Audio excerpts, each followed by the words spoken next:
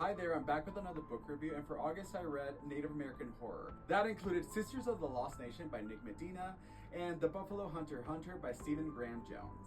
I'm reviewing 2 books in 3 minutes, so let's just dive in. Sisters of the Lost Nation is about Anna Horn, a teenager living on the reservation with her family, and working at the local casino to make ends meet. She's also intrigued by her tribe's history and folklore. Already on guard because of a story of a disembodied head from her tribe's scarier stories, she starts to notice there's an unfortunate correlation between girls going missing and a secured floor in the casino's resort. The pros. I couldn't put this book down. Between Anna piecing together the mystery of what's going down in her casino and the dread of the disembodied head potentially popping up kept me turning the pages. Missing and unalived Indigenous women is a very real crisis. This puts it into heartbreaking perspective as Anna's sister, Grace, goes missing after she sees her hanging around the casino. It also shows how racial bias and bureaucratic politics disregard these kind of cases because it's left to understaffed tribal police by government that doesn't care to get involved. This is fiction, but it made me hope that every missing Indigenous woman or girl gets returned safely.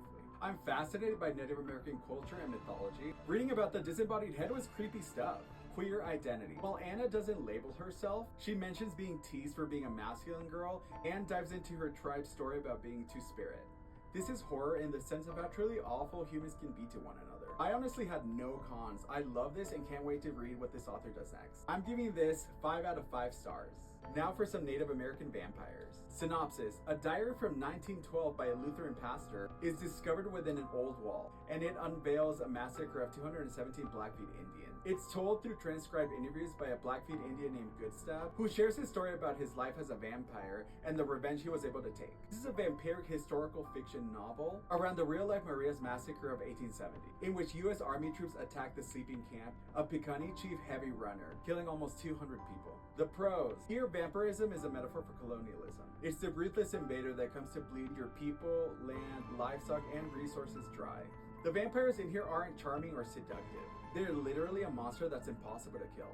It's a grotesque, innovative take on the demon of the night that we all know and love. Piikani history. I learned a lot about the Blackfeet. The novel switches between 3 different protagonists, and we get to see the point of view of someone who truly hates Indians and sees them as unworthy people that can only be redeemed by Christianity. And even then, it feels more like an obligation to extend grace and not an actual desire to spread the gospel. It's jarring.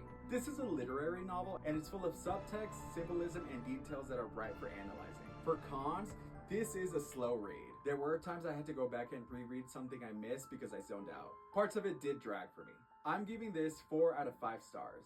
Even though this is a good book, it was a visceral, unpleasant read. Even though it's a book about a vampire, the real horror is the awful treatment of Native Americans. If you decide to pick up one of these, let me know. Thanks for watching.